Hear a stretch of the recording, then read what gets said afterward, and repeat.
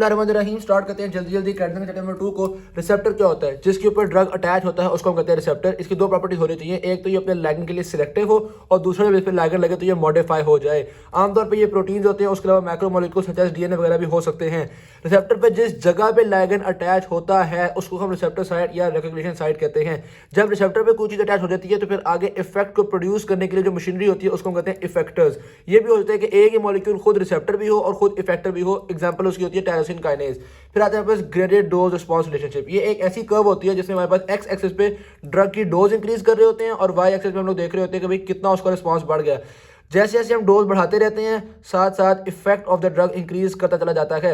ये होता है हमारे पास ई मैक्स, यानी कि मैक्सिमम इफेक्ट जो कि एक ड्रग प्रोड्यूस कर सकता है वो किसी भी कंसंट्रेशन पे, वो इस कंसंट्रेशन पे या किसी भी कंसंट्रेशन पे। ये होती है आपके पास हाइपरबोलिक कर्व। अगर इसी का हम लॉग ले लें तो हमारे पास एक सिग्मॉइड कर्व बन जाती है। अच्छा, मैक्सिमम इफेक्ट प्रोड्यूस करने के लिए इतनी ड्रग कंसंट्रेशन चाहिए और हाफ द मैक्सिमम इफेक्ट कितना होता है। अगर ये मैक्सिमम इफेक्ट है तो हाफ द मैक्सिमम इतना हुआ। Half the maximum effect produce करने के लिए जो कंसंट्रेशन रिक्वायर्ड होती है उसको हम कहते हैं EC50 या आप कह लो ED50। ठीक है, तो 50% effect graded dose response relationship curve में 50% इफेक्ट प्रोड्यूस करने के लिए जो कंसंट्रेशन रिक्वायर्ड होती है उसको हम EC50 या फिर ED50 कहते हैं। फिर अब वो बता रहे हैं कि बाइंडिंग रिलेशनशिप, जैसे जैसे आपकी डोज बढ़ाते जा रहे हो जाहिर सी बात है ज़्यादा से ज़्यादा रिसेप्टर्स ऑक्यूपाई होते चले जा रहे हैं। तो यानी कि रिसेप्टर बाइंडेड रिसेप्टर जो वो इंक्रीज करते चले जा रहे हैं और इसी वजह से इफेक्ट इंक्रीज करता है। वो कंसंट्रेशन जिस पे half the maximum receptors are attached उसको हम कहते हैं KD50। यानी कि देखो जाहिर सी बात है अगर आपके पास 100 रिसेप्टर्स हैं, जैसे जैसे ड्रग कंसंट्रेशन बढ़ाते जाओगे ज़्यादा से ज़्यादा रिसेप्टर्स अटैच होते जाएंगे। वो ड्रग की कंसंट्रेशन जिसमें 50% रिसेप्टर्स अटैच हो जाएं उसको हम कहते हैं डिसोसिएशन कांस्टेंट यानी कि KD। ठीक होगी बात, KD50 नहीं सिर्फ KD कहते हैं। ऑल राइट, अब अगर तो KD स्मॉल है इसका मतलब है कि थोड़ी कंसंट्रेशन ऑफ ड्रग चाहिए है 50% रिसेप्टर्स को अटैच करने के लिए। इसका मतलब है अफिनिटी ऑफ द ड्रग ज्यादा है। तो KD स्मॉल का मतलब होता है कि अफिनिटी हाई है। यहाँ तक बात क्लियर में हो गई। फिर होता है काउंटर डोज रिस्पांस। पहले हमने ग्रेडेड डोज में देखा था कि ड्रग की डोज बढ़ाने से ड्रग की डोज हम बढ़ाते जा रहे हैं तो इफेक्ट जो है वो बढ़ता जा रहा है। अब हम जो है इफेक्ट को एक स्टैंडर्ड बना लेते हैं। मिसाल के तौर पे हम कहते हैं कि कोई एंटी हाइपरटेंसिव ड्रग यूज कर रहे हैं तो भाई हम देखना चाहते हैं कि कितनी कंसंट्रेशन ऑफ ड्रग चाहिए होती है ब्लड प्रेशर में 20 mmHg कमी लाने के लिए। ठीक है, अब हम ये एक पॉपुलेशन पे चेक करते हैं, बहुत सारे लोगों को ड्रग देते हैं, हम देखते हैं भाई इतनी कंसंट्रेशन पे सिर्फ 2 लोगों को इफेक्ट हुआ है, मजीद कंसंट्रेशन दी तो 6 लोगों को इफेक्ट हो गया, मजीद दी तो तकरीबन 20 लोगों को इफेक्ट हो गया। तो इसमें ये हमने एक इफेक्ट को स्टैंडर्ड रख लिया और हम डोज बढ़ाते जा रहे हैं और देख रहे हैं कितने ज्यादा लोगों पे इफेक्ट हो रहा है। तो काउंटर डोज रिस्पांस हमेशा एक पॉपुलेशन के लिए होती है। ठीक है, जैसे जैसे हम इफेक्ट बढ़ाते जा रहे हैं ज्यादा लोग इफेक्ट होते चले जा रहे हैं, सॉरी जैसे जैसे डोज बढ़ाते जा रहे हैं ज्यादा लोग इफेक्ट होते चले जा रहे हैं और तकरीबन इस डोज पे आप देख सकते हैं 100% लोगों में इफेक्ट प्रोड्यूस हो गया है।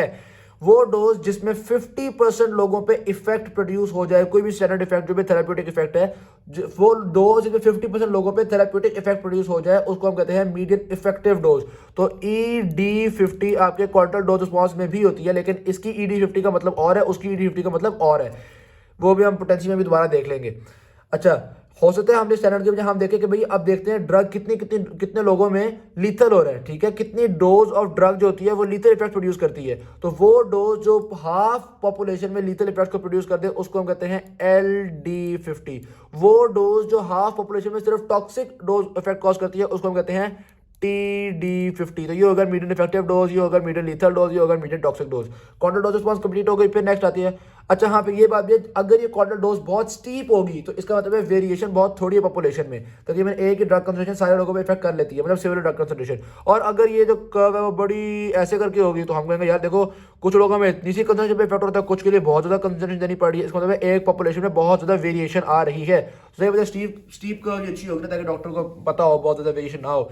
एफिकेसी होती है the maximum effect a drug can produce is called as the efficacy. Efficacy को मेजर करने के लिए हम सिर्फ ग्रेडेड डोज रिस्पांस को चेक कर सकते हैं, मतलब इसी को यूज कर सकते हैं। जो हाईएस्ट पॉइंट होगा किसी भी कर्व में उसको हम कहेंगे एफिकेसी। तो ये अगर हमारे पास ग्रेडेड डोज रिस्पांस कर्व है, ये एक कर्व है, ये आपके पास कोई दूसरी कर्व है, तो जाहिर सी बात है इसकी एफिकेसी ज्यादा है क्योंकि ऑल्दो ज्यादा कंसंट्रेशन देनी पड़ रही है लेकिन एक हाईएस्ट इफेक्ट तो ज्यादा प्रोड्यूस कर सकता है ना। तो जो ड्रग ज्यादा इफेक्ट प्रोड्यूस कर सकता है उसकी एफिकेसी ज्यादा होती है। आमतौर पर जो फुल एगोनिस्ट होते हैं वो मैक्सिमम एफिकेसी वाले होते हैं। फिर आते हैं आपके पास पोटेंसी। पोटेंसी का मतलब होता है कि ड्रग कितना पोटेंट है, यानी कि कितनी थोड़ी कंसंट्रेशन और ड्रग ज्यादा इफेक्ट प्रोड्यूस कर सके। सही होगी बात। तो इसमें सिर्फ हमने देखना होता है कि भाई कितनी कंसंट्रेशन रिक्वायर्ड हो रही है आपको ड्रग की। तो अब मिसाल के तौर पे एक ड्रग है वो अपना मैक्सिमम इफेक्ट, अभी मैक्सिमम इफेक्ट क्या है इसको भूल जाओ, ठीक है। एक ड्रग है वो अपना मैक्सिमम इफेक्ट प्रोड्यूस करता है 100 mmHg पे, और दूसरा ड्रग है वो अपना मैक्सिमम इफेक्ट प्रोड्यूस कर देता है 20 mmHg पे। दोनों अपना अपना मैक्सिमम प्रोड्यूस कर रहे हैं, तो हम कहेंगे भाई इसकी पोटेंसी ज्यादा है क्योंकि ये थोड़ी कंसंट्रेशन पे मैक्सिमम इफेक्ट प्रोड्यूस कर देता है। तो अगर मैं इन कर्व्स में से आपको सिखाऊं तो हम लोग इफेक्ट तो देखते ना, वो मैक्सिमम इफेक्ट की बजाय हम लोग हाफ द मैक्सिमम इफेक्ट को स्टैंडर्ड बना लेते हैं, ठीक है। वो जो EC50 था ना उसको स्टैंडर्ड बना लेते हैं। हम कहते हैं भाई ये मैक्सिमम, ये हो गया हाफ द मैक्सिमम इफेक्ट, ये मैक्सिमम, ये हो गया हाफ द मैक्सिमम इफेक्ट, ये हो गया ड्रग ए, ये हो गया ड्रग बी। ड्रग ए में half the maximum effect produce करने के लिए इतनी कंसंट्रेशन चाहिए थी और ड्रग बी में इतनी कंसंट्रेशन चाहिए थी। तो किस में कम कंसंट्रेशन चाहिए? ड्रग ए में। इसका मतलब है ड्रग ए की पोटेंसी ज्यादा है। तो हमेशा याद रखो जो कर्व लेफ्ट साइड पे होती है उसकी पोटेंसी ज्यादा होती है, यानी कि ए की पोटेंशियल ज्यादा है, और जो कर्व हायर होती है उसकी एफिकेसी ज्यादा होती है, यानी कि बी की एफिकेसी ज्यादा है। ऐसा भी होता है कि एक ड्रग उसकी एफिकेसी भी ज्यादा हो, पोटेंशियल ज्यादा हो। मिसाल के तौर पे ये लो जी, अब इस ड्रग की पोटेंसी भी ज्यादा है और एफिकेसी भी ज्यादा, सॉरी यहाँ पे हम देखेंगे लेफ्ट पे है तो पोटेंसी भी ज्यादा है, ऊंची है, इसका मतलब एफिकेसी भी ज्यादा है। ओके ओके बात। पोटेंसी हमने ग्रेडेड डोज से किस तरह मेजर करती है तो हमने देख लिया। हम लोग काउंटर डोज की भी पोटेंसी देख सकते हैं, या इनफैक्ट आप कह लो काउंटर डोज का भी ED50 देख सकते हैं, लेकिन काउंटर डोज की ED50 का मतलब फर्क है। ग्रेडेड डोज की ED50 का मतलब है वो कंसंट्रेशन जो half the maximum effect produce करती है, और काउंटर डोज की ED50 का मतलब होता है वो कंसंट्रेशन जो आधे लोगों में एक पर्टिकुलर इफेक्ट प्रोड्यूस करती है। ठीक है की बात। तो पोटेंसी के लिए हम दोनों कर्व यूज कर सकते हैं, लेकिन दोनों कर्व से जो पोटेंसी निकलेगी उसका मतलब फर्क होगा, ठीक है। इसके ED50 का मतलब फर्क होगा, उसके ED50 का मतलब फर्क होगा। फिर स्पेयर रिसेप्टर का क्या कॉन्सेप्ट आता है जनाब? हमने आमतौर पे तो ऐसे होता है कि जैसे जितने ज्यादा रिसेप्टर्स बाइंड होते हैं उतनी ही ज्यादा इफेक्ट प्रोड्यूस हो रहा होता है। तो जब हाफ रिसेप्टर्स बाइंड होते हैं, यानी कि जो KD वाली कंसंट्रेशन है, उस वक्त half the maximum effect produce हो रहा होता है, यानी कि जो कंसंट्रेशन हाफ रिसेप्टर्स को बाइंड करने के लिए चाहिए है वही concentration half the maximum effect के लिए चाहिए। याद है, हाफ द मैक्सिमम इफेक्ट, तो KD जो है वो EC के बराबर हो। लेकिन ये तो है, इस कंडीशन में तो कोई स्पेयर रिसेप्टर्स नहीं होंगे। अगर ऐसा हो जाए कि थोड़ा ड्रग देने से half the maximum effect produce हो जाए और मजीद ड्रग देना पड़े आपको हाफ बाइंडिंग के लिए, तो हम कहते हैं कि इस जगह पे स्पेयर रिसेप्टर्स मौजूद है। तो हमेशा याद रखो स्पेयर रिसेप्टर्स में KD is larger than EC50। ज्यादा कंसंट्रेशन चाहिए होती है हाफ रिसेप्टर्स को बाइंड करने के लिए, थोड़ी कंसंट्रेशन चाहिए होती है हाफ इफेक्ट प्रोड्यूस करने के लिए। अब इसका मतलब ये है हाफ के लिए तो फुल के लिए ही होगा, ज्यादा कंसंट्रेशन रिक्वायर्ड होगी सारे रिसेप्टर्स को बाइंड करने के लिए, और थोड़ी कंसंट्रेशन रिक्वायर्ड होगी सारा इफेक्ट प्रोड्यूस करने के लिए। तो इसका मतलब है अगर आपके पास मिसाल के तौर पे मैं कहता हूँ जी 140 रिसेप्टर्स हैं, ठीक है, तो हमने थोड़ी ही कंसंट्रेशन पे, अगर मिसाल के तौर पे 100 मॉलिक्यूल वाली कंसंट्रेशन पे मैक्सिमम इफेक्ट प्रोड्यूस हो गया है, ठीक है, 100 मॉलिक्यूल जब अटैच हुए तो मैक्सिमम इफेक्ट प्रोड्यूस हो गए। अब मजीद हमने 110 दिए तो बाइंडिंग तो बढ़ गई लेकिन इफेक्ट नहीं बढ़ा। 120 डोज दे दी तो बाइंडिंग मजीद बढ़ गई लेकिन इफेक्ट नहीं बढ़ा। 140 जाके डोज दी तो मैक्सिमम बाइंडिंग हुई। तो मैक्सिमम बाइंडिंग के लिए जो ड्रग चाहिए वो बहुत ज्यादा था, और मैक्सिमम एफिकेसी के लिए जो ड्रग चाहिए था वो काफी थोड़ा था। सही। इसका मतलब ये है कि एक हद तक ड्रग दे दिया, उससे ऊपर बढ़ाओ तो बाइंडिंग बढ़ती रहती है लेकिन इफेक्टिविटी नहीं बढ़ती। इसकी क्या वजह है? ऐसा, इसकी दो वजूहत हो सकती हैं। स्पेयर रिसेप्टर्स की दो वजूहत हो सकती हैं। एक तो वजह ये हो सकती है कि देखो आपके जो रिसेप्टर होते हैं, रिसेप्टर से आगे कोई ना कोई इफेक्टर होता है जिसने काम करना होता है, तो हो सकता है इफेक्टर्स की कमी हो। मिसाल के तौर पर मैं कहता हूँ जी हमारे पास यहाँ पे 1 2 3 4 5 6 रिसेप्टर्स है, लेकिन आगे सिर्फ 3 ही इफेक्टर्स हैं। तो इस कंडीशन में क्या होगा, जब एक ड्रग दिया तो बाइंडिंग बढ़ी, इफेक्टिविटी बढ़ी, मजीद ड्रग दिया बाइंडिंग बढ़ी, आगे इफेक्टर भी बढ़ गए, मजीद ड्रग दिया बाइंडिंग भी बढ़ी, इफेक्टर भी बढ़ गया। लेकिन अब बस मैक्सिमम इफेक्टिविटी अचीव हो गई है। मजीद अगर आप ड्रग दोगे तो बाइंडिंग तो बढ़ेगी, इफेक्टिविटी नहीं बढ़ेगी, क्योंकि आगे इफेक्टर ही नहीं है काम करने के लिए। और ड्रग दिया इफेक्टर ही नहीं है, और ड्रग दिया इफेक्टर ही नहीं है, तो सारों को बाइंड करने के लिए आपको 6 मॉलिक्यूल्स देने पड़े, लेकिन मैक्सिमम इफेक्ट प्रोड्यूस करने के लिए आपको 3 मॉलिक्यूल्स देने पड़े। ओके होगी बात। तो ये तो इफेक्टर्स का कम होना स्पेयर रिसेप्टर्स की एक रीजन हो सकती है। स्पेयर रिसेप्टर्स की दूसरी रीजन होती है कि इफेक्टर जो होता है वो बहुत लॉन्ग टर्म इफेक्ट प्रोड्यूस कर रहा होता है। तो ऐसे कंडीशन में होता ही है कि हमने एक ड्रग दिया, उसने इस इफेक्टर को एक्टिवेट कर दिया, फिर ये ड्रग यहाँ से उतर के किसी और रिसेप्टर पर लग गया। इफेक्टर मोहतरम अभी भी काम करी जा रहे हैं, ठीक है, वो अभी भी लगे हुए अपना काम कर रहे हैं। यहाँ वाला भी एक्टिवेट हो गया, इधर का भी इफेक्टर ने काम करना शुरू कर दिया, फिर वो ड्रग उतर के कहीं और लग गया, वहां के भी इफेक्टर को एक्टिवेट कर दिया, वो जहां से उतरा था वहां का इफेक्टर अभी भी काम करता चला जा रहा है। तो इसमें हम कहते हैं कि भाई थोड़ा ड्रग चाहिए होता है आपको मैक्सिमम इफेक्ट प्रोड्यूस करने के लिए, क्योंकि इफेक्टर काफी देर तक काम करता रहता है, और ज्यादा ड्रग चाहिए होता है सारे रिसेप्टर्स को बाइंड करने के लिए। तो स्पेयर रिसेप्टर्स की दो रीजन हो सकती हैं, एक तो इफेक्टर की कमी और दूसरा इफेक्टर का प्रोलॉन्ग्ड एक्शन। और हम ये कहते हैं कि अगर स्पेयर रिसेप्टर्स मौजूद हैं इसका मतलब है sensitivity to the agonist increased है, sensitivity to the agonist increased है। अब हम एगोनिस्ट वगैरह को डिस्कस करते हैं। जहाँ वाली आपके पास जो रिसेप्टर्स होते हैं वो दो स्टेट्स में होते हैं, इनएक्टिव स्टेट में और एक्टिवेशन स्टेट में। नॉर्मल कंडीशन में भी थोड़े बहुत चंद एक रिसेप्टर्स एक्टिवेटेड होते हैं, तो नॉर्मल कंडीशन में भी थोड़ी बहुत एक्टिविटी होती है, यानी कह लो इतनी एक्टिविटी होती है, उसको हम नाम देते हैं कॉन्स्टिट्यूटिव एक्टिविटी। जब आपके पास फुल एगोनिस्ट आएगा तो वो सारे रिसेप्टर्स को एक्टिवेट कर देगा और मैक्सिमम एक्टिविटी प्रोड्यूस करेगा, उसको ये हो गया आपके पास फुल एगोनिस्ट जो कि मैक्सिमम एक्टिविटी प्रोड्यूस करता है। अगर आपने पार्शियल एगोनिस्ट दिया होगा तो वो काफी ज्यादा रिसेप्टर्स को एक्टिवेट कर देगा, लेकिन सारों को एक्टिवेट नहीं कर पाएगा, कुछ ना कुछ को इनएक्टिव भी रखेगा, तो उसकी इतनी एक्टिविटी होती है। ये होगा पार्शियल एगोनिस्ट। एक पार्शियल एगोनिस्ट चूंकि फुल एगोनिस्ट से कम काम करते हैं, और तो अगर आपने फुल एगोनिस्ट दिया हुआ है और उसके ऊपर पार्शियल दे दिया तो पार्शियल इसकी एक्टिविटी को कम करेगा, इसलिए हम कहते हैं पार्शियल एगोनिस्ट एक फुल एगोनिस्ट के लिए एंटागोनिस्ट का काम होता है। ठीक है। अच्छा, न्यूट्रल एगोनिस्ट क्या होता है? वो होता है जो कि कॉन्स्टिट्यूटिव एक्टिविटी को ही मेंटेन करता है, वो ना मजीद इनएक्टिव करता है ना मजीद एक्टिवेट करता है, उसी को मेंटेन करता है।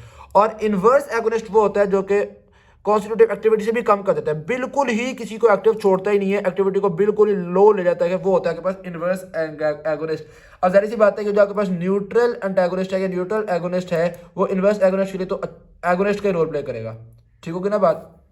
अच्छा, इनवर्स एगोनिस्ट हम कॉमन टर्म में जिसको एंटागोनिस्ट कह रहे होते हैं ना, वो यहाँ पे इनवर्स एगोनिस्ट है। एंटागोनिस्ट अब आगे आ जाता है आपके पास टाइप्स ऑफ एंटागोनिस्ट। दो तरह के होते हैं, एक होता है कॉम्पिटिटिव, एक होता है इरिवर्सिबल। कॉम्पिटिटिव जाहिर सी बात है रिवर्सिबल होता है।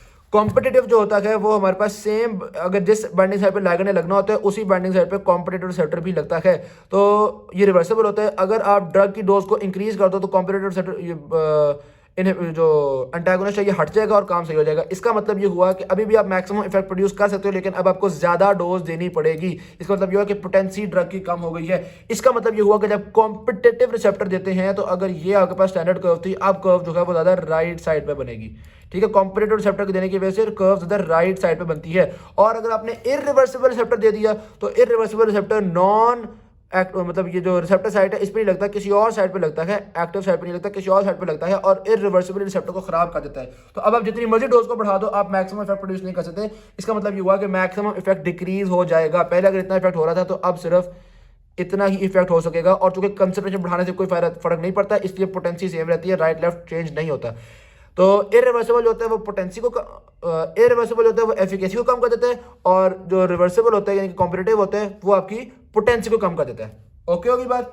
कॉम्पिटिटिव पोटेंसी को कम करता है, इरिवर्सिबल एफिकेसी को कम करता है। फिर आते हैं हमारे पास फिजियोलॉजिक एंटागोनिस्ट। फिजियोलॉजिक एंटागोनिस्ट ऐसे होते हैं जो इस रिसेप्टर पर लगते ही नहीं, किसी और रिसेप्टर पर अटैच होते हैं और एक ऑपोजिट इफेक्ट प्रोड्यूस करते हैं। मिसाल के तौर पर यहाँ पे लग के लिगैंड ग्लूकोज को बढ़ा रहा था, हम किसी और रिसेप्टर पर जाके लगे हैं और इस रिसेप्टर से लग के हमने ग्लूकोज को कम करने वाले इफेक्ट प्रोड्यूस कर दिए, तो ऑपोजिट इफेक्ट प्रोड्यूस करते हैं, इसलिए हम कहते हैं फिजियोलॉजिक एंटागोनिस्ट।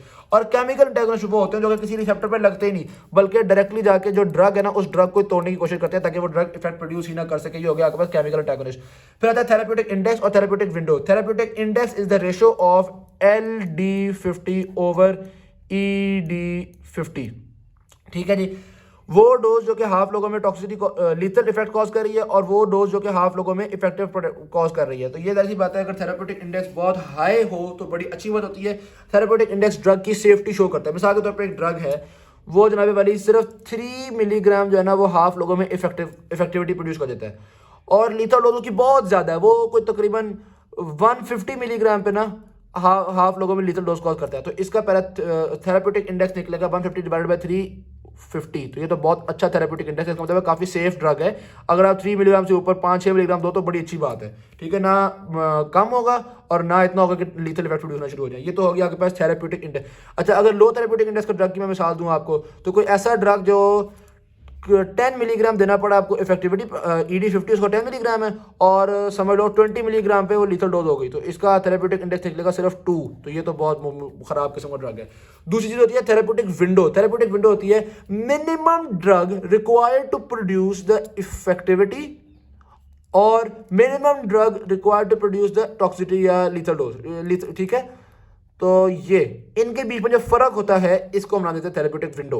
मिसाल के तौर पे कम से कम 3 मिलीग्राम या कम से कम आपको 100 मिलीग्राम चाहिए होता है इफेक्ट प्रोड्यूस करने के लिए, और लीथल डोज आपकी कोई 700 मिलीग्राम पर जाके आती है। तो हम कहते हैं कि थेरेप्यूटिक विंडो बहुत बड़ी है, ये बड़ा अच्छा ड्रग है। और एक और ड्रग है जनाबे वाली, वो उसकी इफेक्टिविटी के लिए आपको 500 मिलीग्राम देना पड़ता है, इससे कम पे इफेक्टिविटी होती नहीं। ठीक है, और 600 मिलीग्राम पर जाकर टॉक्सिसिटी शुरू होती है। तो ये तो बड़े कम थेरेप्यूटिक इंडेक्स का ड्रग है, ये बिल्कुल भी अच्छा नहीं होगा, क्योंकि थोड़ा सा कम हो गया तो फायदा नहीं रहेगा, थोड़ा सा ज़्यादा हो गया तो नुकसानदेह हो जाएगा। तो इसलिए लो थेरेप्यूटिक विंडो हो तो इतना अच्छा ड्रग नहीं होता। ये हो गई low therapeutic window. The difference between the minimum amount of drug required to produce toxicity and the minimum amount of drug required to produce efficacy. और ये हो गई, ये जो रेशो हो गई, ये हो गया आपके पास थेरेप्यूटिक इंडेक्स। थोड़ी इंपॉर्टेंट चीज़ है, थोड़ा टाइम आपको बताते हैं। ये सिग्नलिंग मैकेनिज्म, जाहिर सी बात है, जब रिसेप्टर लगता है तो किसी सिग्नलिंग मैकेनिज्म के थ्रू उसने आगे इफेक्ट प्रोड्यूस करना होता है। आपके पास 5 तरह के रिसेप्टर्स होते हैं। नंबर 1 इंट्रासेलुलर रिसेप्टर्स, ये लिपिड सॉल्युबल ड्रग्स के लिए यानी कि स्टेरॉइड्स वगैरह के लिए हो सकते हैं, दूसरों के लिए नहीं हो सकते। दूसरे होते हैं लाइगेंड रिसेप्टर्स। तीसरे होते हैं आपके पास एंजाइम लिंक्ड रिसेप्टर्स, इसमें जो वो लगता है और साथ एंजाइम काम करता है जिसकी वजह से इफेक्ट प्रोड्यूस होता है। चौथे होते हैं आपके पास आयन चैनल रिसेप्टर्स और पांचवे होते हैं आपके पास जी प्रोटीन एसोसिएटेड रिसेप्टर। ये किसी ना किसी सेकंड मैसेंजर के थ्रू काम करवाते हैं, जैसा कि मिसाल के तौर पे साइक्लिक एमपी के थ्रू काम करवाते हैं, साइक्लिक जीएमपी के थ्रू काम करवाते हैं, फॉस्फोटिडाइल के थ्रू काम करवा सकते हैं। अच्छा, रिसेप्टर रेगुलेशन, रिसेप्टर की तादाद बढ़ सकती है, इनकी लोकेशन भी चेंज हो सकती है, इनकी इंटरेक्शन भी चेंज हो सकती है। टेकीफिलैक्सिस क्या होता है? अगर कोई ड्रग बहुत ज्यादा दे दो तो बॉडी आहिस्ता आहिस्ता उस ड्रग को रिस्पॉन्ड करना छोड़ देती है, इसको कहते हैं टेकीफिलैक्सिस। बॉडी किस तरह से रिस्पॉन्ड करना छोड़ती है? 3 मैकेनिज्म के थ्रू। अगर कोई ड्रग बहुत ज्यादा अमाउंट में आना शुरू हो जाए तो हो सकता है कि वो ड्रग जिस इफेक्टर के थ्रू, मिसाल के तौर पे जी प्रोटीन थ्रू काम करवा रहा था, तो आहिस्ता आहिस्ता जी प्रोटीन ने हार मान ली है, जी प्रोटीन दूरी इख्तियार कर गई है, तो अब आप ड्रग दिए जाओगे लेकिन इफेक्ट प्रोड्यूस नहीं होगा। तो ये हो गया पहला मैकेनिज्म, जी प्रोटीन का दूरी इख्तियार करना। दूसरा मैकेनिज्म ये होता है कि रिसेप्टर्स कहते हैं यार ड्रग तो बहुत ज्यादा हो गया, तो रिसेप्टर्स अपनी तादाद को कम कर लेते हैं, रिसेप्टर सेल के अंदर चले जाते हैं। अब अंदर जाके वो डिस्ट्रॉय भी हो जाते हैं, रिसाइकल भी होते हैं, लेकिन बहरहाल रिसेप्टर्स इंटरनलाइज हो जाते हैं और इस वजह से ड्रग इफेक्ट प्रोड्यूस नहीं कर पाता। तो ये होगा दूसरा मैकेनिज्म। और तीसरा मैकेनिज्म यहाँ पे लिखे हैं मैकेनिज्म, ये मैंने दूसरा मैकेनिज्म बता दिया। तीसरा मैकेनिज्म ये होता है कि कोई सबस्ट्रेट की कमी होती है। मिसाल के तौर पे एक ड्रग था, उस ड्रग को एक्टिवेट होने के लिए थायोल ग्रुप की जरूरत थी। अब वो ड्रग दिए जा रहे आहिस्ते से थायोल ग्रुप खत्म होना शुरू हो जाएगा, तो मजीद ड्रग जो देंगे वो ड्रग एक्टिवेट ही नहीं हो सकेगा, इस वजह से टेकीफिलैक्सिस हो जाएगा। तो अगर कोई इंसान बहुत ज्यादा ड्रग्स दे रहा हो, आहिस्ते आहिस्ते रिसेप्टर्स कम होते हैं, डाउन रेगुलेशन होना शुरू होती है। और अगर ड्रग बहुत थोड़ा हो तो रिसेप्टर्स की सेंसिटाइजेशन बढ़ जाती है, यानी कि अप रेगुलेशन होना शुरू हो जाती है। Thank you very much. Video अच्छी लगी शेयर जरूर कीजिएगा, चैनल को सब्सक्राइब कीजिएगा। अल्लाह हाफिज़।